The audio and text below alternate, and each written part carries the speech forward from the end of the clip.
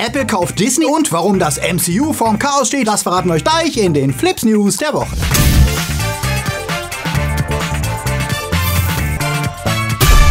Die Themen der Woche. Beton, Immobilienhaie als Film, Shaun of the Dead als Remake, Fans wollen Katzenärsche, Fernsehen statt Kino, wer ist besser, PS5 oder Xbox, Mandalorian bringt Clone Wars Star zurück und was Fans an Animal Crossing nervt.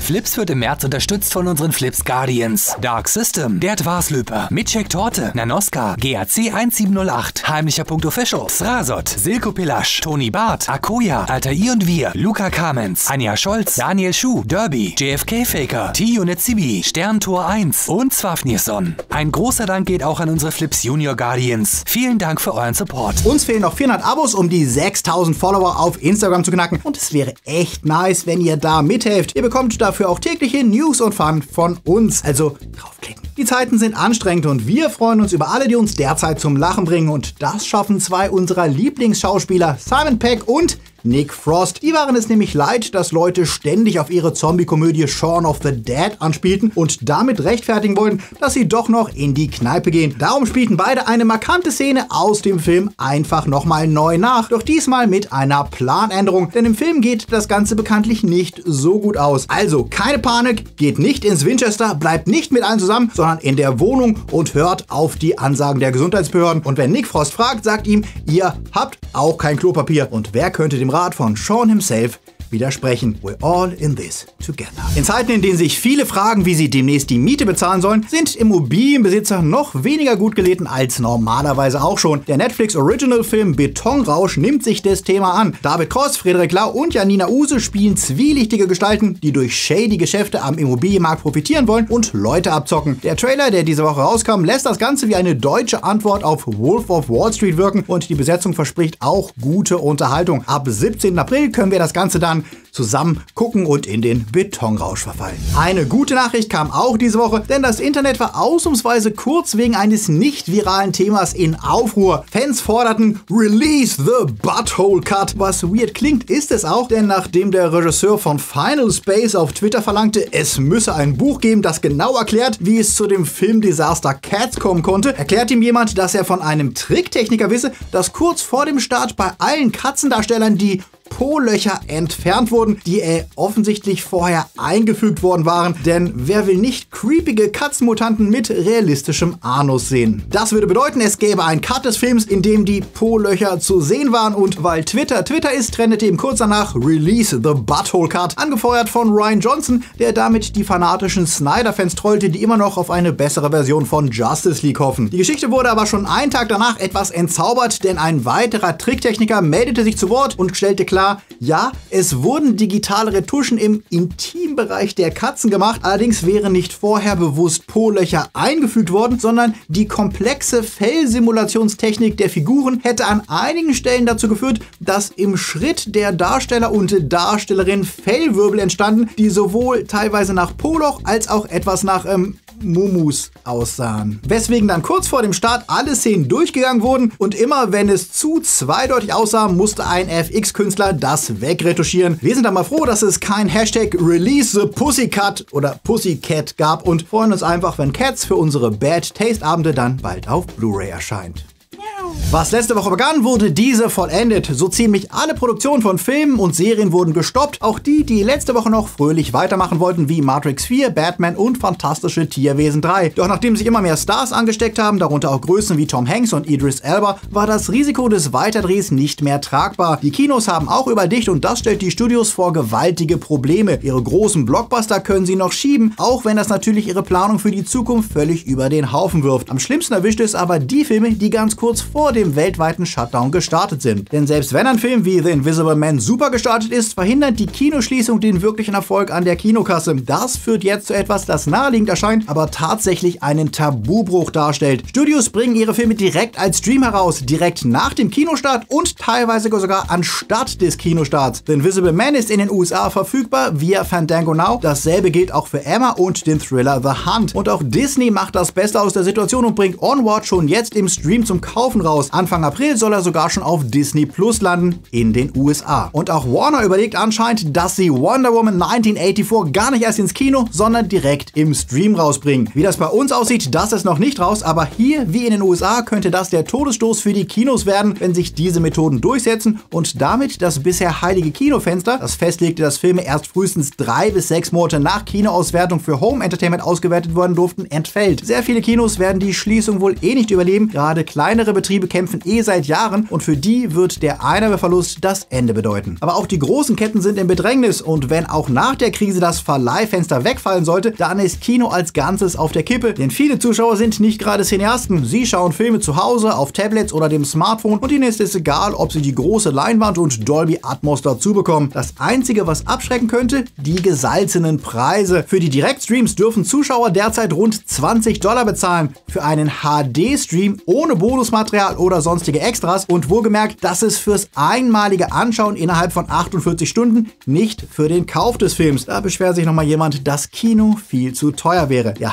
wie sieht das bei euch aus? Würdet ihr normal lieber ins Kino gehen, wenn es geht, oder die Filme direkt am liebsten zu Hause schauen? Ich für meinen Teil vermisse Kinobesuche ja schon jetzt extrem und hoffe sehr, dass sie uns auch zukünftig erhalten bleiben. Mit Onward akzeptiert Disney ja die neue Realität und auch viele andere Filme wurden letzte Woche schon verschoben. Doch bei einem Titel sträubte sich das Haus der Maus bis zuletzt: Black Widow. Der Start von Marvels Phase 4 war Disney zu wichtig, als dass sie ihn leichtfertig schieben und damit womöglich die ganze Planung durcheinanderwirbeln wollten. Letzte Woche war es dann aber nicht mehr zu verhindern und auch die Schwarze Witwe musste ihren Starttermin am 1. Mai räumen, bisher ohne neues Datum. Spekuliert wird jetzt natürlich, ob sie den Termin der Eternals, der noch für den 6. November angesetzt ist, übernehmen könnte und sich dann einfach alle folgenden Filme jeweils um einen Termin verschieben. Das hieße, die Eternals kämen dann im Februar 2021. Der für den Termin geplante Shang-Chi-Film würde auf Ende Mai 2021 verschoben und der zweite Doctor Strange-Film käme erst im November und würde damit den 4. Thor-Film auf Frühjahr 2022 verschieben. Das ist für Fans keine schöne Nachricht, klingt aber eigentlich recht simpel. Doch das Ganze hat einen Haken. Es geht hier ums MCU und das ist seit dem Start von Disney Plus um einiges komplizierter geworden. Denn nachdem Marvel Studios die Produktion der neuen Serien übernommen haben, sind diese direkt mit den Filmen verwoben, wie Kevin Feige ja letztes Jahr erklärte. Die bisherigen Marvel-Serien wie Runaways, Agents of S.H.I.E.L.D. und so weiter spielten zwar eigentlich alle im selben Universum wie die Filme, aber das war eine Einbahnstraße. Meint, das, was in dem Film passierte, konnte die Serien beeinflussen, aber die Serien hatten keinen Einfluss auf die Filme. Das sollte sich mit den Disney Plus Marvel-Shows ändern, weswegen auch das Timing wichtig war. Schon letztes Jahr wurde uns erklärt, dass die Ereignisse von WandaVision direkt in Doctor Strange 2 aufgenommen würden. Da liegt es nahe, dass auch die für den Herbst geplante Falcon and the Winter Soldier Serie Elemente enthält, die bei den Eternals eine Rolle spielen. Und auch wenn Black Widow ein Prequel ist, das nach Civil War spielt, heißt das ja nicht, dass dort nicht vielleicht Figuren eingeführt wurden, die dann später in den anderen Filmen nochmal auftauchen können. Marvels Stärke war bisher, dass sie ein großes Universum erschufen, das die Filme miteinander verzahnt, und die Serien sollten das noch verstärken. Doch genau das könnte ihnen jetzt zum Verhängnis werden, denn so schlimm wie es ist, die Kinostarts zu verschieben, wenn die für Herbst und Winter geplanten Starts von Falcon and the Winter Soldier und WandaVision auch weichen müssen, dann bringt das ganze Konzept durcheinander. Und außerdem steht Disney Plus dann in der zweiten Jahreshälfte ohne zu kräftige Originals da und die dürften ein Hauptargument sein, um die Kunden langfristig zu halten, denn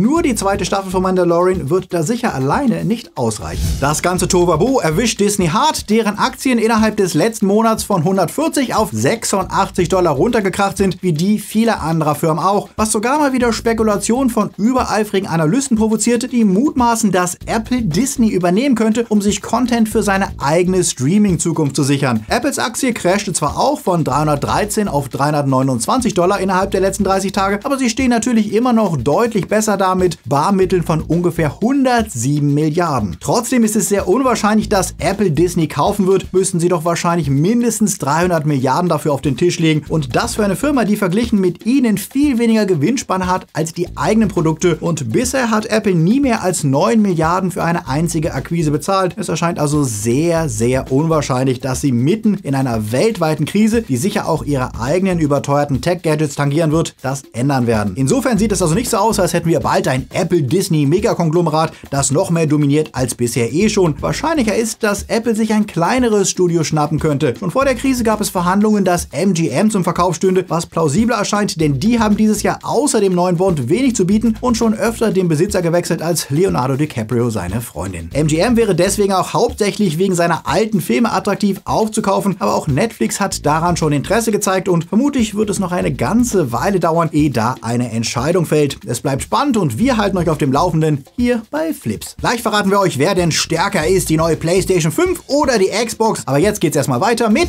Serien. In einer Zeit, in der sich alle auf Home Entertainment oder besser gesagt, bleib mit dem Arsch zu Hause, benimm dich nicht wie eine asoziale Arschgeige, Entertainment konzentrieren, ist es ja tröstlich zu wissen, dass uns zumindest in naher Zukunft das Binge-Futter nicht ausgehen wird. Und während viele deutsche Zuschauer mit dem Start von Disney Plus diese Woche erstmals legal The Mandalorian schauen können, fiebern die Fans weltweit der zweiten Staffel entgegen, die am 8. März abgedreht wurde und deswegen nicht von den Verschiebungen betroffen sein dürfte. Das ist eine gute Nachricht und die andere sorgt sogar für noch mehr Wellen, denn sie verspricht die Wiederkehr eines extrem beliebten Charakters aus Clone Wars. Ahsoka Tano, die Tokuta-Schlappo-Jedi von Planeten Chili, die von Anakin Skywalker ausgebildet wurde, die ihn später, als er Vader war, herausforderte und die wir zuletzt im Epilog von Rebels gesehen haben. Rebels spielt ja zwischen Episode 3 und 4, doch der Epilog war nach dem Kampf um Endor angesiedelt und Mandalorian spielt nach Episode 6. Das könnte uns einen Hinweis darauf geben, welche Rolle Ahsoka spielen könnte, denn im Finale von Mandalorian Staffel 1 tauchte etwas auf, das eine direkte Verbindung zu einer Mandalorianerin hat, die wir aus Rebels kennen. Interessant, Rosario Dawson, die aus Filmen wie Sin City oder als Claire Temple in den Netflix-Marvel-Serien kennt, wird Ahsoka spielen, wie Slash-Film berichtete. Klingt wie eine gute Wahl für die ältere Ahsoka und deutet an, dass sie vielleicht nicht die einzige bekannte Figur ist, die wir in Staffel 2 wiedersehen werden. Freut ihr euch auf Mandalorian oder habt ihr Staffel 1 schon längst gesehen? Wenn nicht, dann dürft ihr hierzulande auch noch warten, denn diese Woche bestätigte Disney Deutschland, dass Mandalorian und Clone Wars wochenweise veröffentlicht wird. Eure Meinung dazu? Sagt sie uns. Und während diese Woche alles über den Start von Disney Plus redet, wir haben euch am Freitag ein Video dazu gemacht, das euch alles verrät, was ihr wissen müsst, bleibt Netflix nicht untätig. Sie punkten mit ihrem Game of Thrones für Teenager, The Letter for the King, der Brief für den König. Das ist die Verfilmung des gleichnamigen Jugendbuchklassikers von Tonke Dragt, der 2007 schon in den Niederlanden verfilmt wurde. Die neue Version spielt in einer fiktiven Mittelalterwelt und erzählt wieder vom Nachwuchsritter Turi, dem durch Zufall ein Brief in die Hände fällt, der über das Schicksal des Königsreichs entscheiden wird und seine abenteuerliche Reise, die er auf sich nimmt, um ihn zu überbringen. Also quasi Death Stranding in nicht so langweilig. Wir haben uns die Show mal angeschaut und auch wenn sie nicht mit The Witcher oder Game of Thrones mithalten kann, liefert sie nach der etwas zähen ersten Folge spannende Abenteuerunterhaltung mit sympathischer Besetzung. Und auch ansonsten gibt's genug Nachschub zum Gucken. Die nächste Staffel von Haus des Geldes steht vor der Tür, die neue Staffel der genialen Schlechtbacken-Show Nailed It, beziehungsweise Wer kann, der kann, Staffel 2 von Final Space und Afterlife und auf Amazon Prime kommt im April die 6. Staffel der Krimiserie Bosch. Apropos Netflix, die können sich zwar wie alle Streaming-Anbieter derzeit über einen Boom an Streaming-Bedarf freuen, sahen sich aber sofort auch ernsten Sorgen gegenüber. Auf Bitte der EU, die eine Überlastung des Internets vermeiden möchte, hat Netflix zugestimmt, die nächsten 30 Tage nur mit reduzierter Bitrate zu streamen. Es wird zwar nicht wie gewünscht der Stream zu Lastzeiten auf SD-Qualität reduziert, dafür aber für alle Qualitäten die Datenrate deutlich reduziert. Also wenn es in nächster Zeit mal pixelt, wundert euch nicht, dafür können wir dann hoffentlich alle getrost weiter bingen. Und wenn euch mal ganz langweilig ist, dann schaut doch mal in unsere Top 5 Playlist rein. Die Gamebranche sollte sich ja eigentlich freuen, denn sie verkauft Dinge, die meistens zu Hause konsumiert und online verkauft werden. Und auch wenn sich einige Games leicht verschieben werden, haben sie noch die größte Chance auch zukünftig produzieren zu können, denn in der Branche ist Homeoffice leichter machbar als bei vielen anderen. Weswegen natürlich derzeit alle Augen gespannt auf die neue Konsolengeneration gerichtet sind, denn sowohl Microsoft als auch Sony enthüllten diese Woche mehr Details zu ihren Next-Gen-Brummern. Dabei wurden sehr unterschiedliche Strategien deutlich. Microsoft inszenierte sich eindeutig besser, ließ Tech-Vlogger die neue Konsole auseinandernehmen, zeigte Beispiele für Raytracing am Beispiel von Minecraft und klotzt vor allem mit purer Power. Die Livestream-Erklärung von Sony, die eigentlich für die Entwicklerkonferenz GDC gedacht war, kam da deutlich trockener daher und ließ etliche Zuschauer enttäuscht zurück, denn sie langweilte mit technischen Details, die zwar für Spieleentwickler hochspannend sind, für Kevin Normalgamer allerdings wenig haptisch waren. Doch davon sollte man sich nicht abschrecken lassen. Unterm Strich nehmen sich die Konsolen, was die Power angeht, nicht viel, auch wenn die Xbox die leicht schnelleren Prozessoren hat und 12 Teraflops gegenüber den 10,29 bei der PlayStation 5 bietet. Experten sagen jetzt schon, dass das im Normalbetrieb allerdings kaum eine Rolle spielen wird. Beide haben selbst entworfene SSD-Platten verbaut, die die Ladezeit fast auf 0 reduzieren sollen. Beide bieten Erweiterungsmöglichkeiten für SSD-Platten und beide haben 16 GB internen Speicher an Bord. Und auch was Backwards-Kompatibilität angeht, ist die Xbox nicht mehr der alleinige Platzhirsch. Natürlich wird die Series X auch wieder alte Games spielbar machen, aber die PS5 verspricht das gleiche, allerdings allerdings mit Einschränkungen. Laut Sony werden fast alle der 100 beliebtesten Games auf der PS5 auch funktionieren und weitere der insgesamt 4000 PS4-Titel werden gerade getestet. Interessant wird dabei, ob es sich wie bei der Xbox um eine Emulation alter Konsolen handelt oder ob die Games tatsächlich auf Hardware-Basis laufen werden, da sich die PS4 und 5 sehr ähneln sollen laut den Designern. Wir bleiben auf jeden Fall sehr gespannt bei diesem Kampf der Konsolen, denn dieses Feature wird ja extrem wichtig sein für die meisten, die umsteigen wollen. Habt ihr schon einen Favoriten oder wartet ihr erstmal ab? Lasst es uns wissen. Egal war das diese Woche allerdings den Switch-Gamern. Für die gab es nur ein Thema: Animal Crossing. Wer es in Zeiten von Social Distancing vermisst, sinnlose Fleißaufgaben zu machen, umgeben zu sein von passiv-aggressiven Leuten, die ständig was wollen und einen Schuldenberg abzubezahlen, der flüchtet sich auf Nukes Insel. Und während die Fachpresse dem Spiel eine Must-Play-Empfehlung verpasste, waren die Spieler auch positiv, aber kritischer. Denn Social Distancing ist wohl auch bei Animal Crossing das Gebot der Stunde, da pro Switch nur eine Insel gespielt werden kann. Also auch wenn 2 Leute eine Konsole nutzen, nur der Spieler, der zuerst angefangen hat, kann das Tempo bestimmen, denn alle weiteren müssen immer warten, bis er weiter gespielt hat, ehe sie auch Fortschritte im Spiel erreichen können. Und wenn ihr dann mit jemandem spielt, der gerne mal ein bisschen bummelt, dann habt ihr die Arschkarte. Also das ideale Game für Singleplayer oder Haushalte, in denen jeder seine eigene Switch hat. Wen das nicht stört und wer Fan der Reihe ist, bekommt hier allerdings wieder genau das, was er erwartet hat, mit zusätzlichen Möglichkeiten, die Insel jetzt auch aktiv zu gestalten. Ich bekomme allerdings nach 20 Minuten Animal Crossing immer extremen Wunsch nach Abstand und schaue mir vielleicht mal lieber den anderen großen Start der Woche an, Doom Eternal. Das heimst ebenfalls blendende Kritiken ein und ist vielleicht der bessere Weg, etwaige Aggressionen abzubauen, falls ihr zu Hause den Lagerkoller bekommen solltet. Wenn ihr also in der Wohnung mal ein bisschen aggro werdet, einfach ein paar Dämonen platt machen und dann seid ihr gegenüber dem Partner und der Familie wieder völlig gechillt.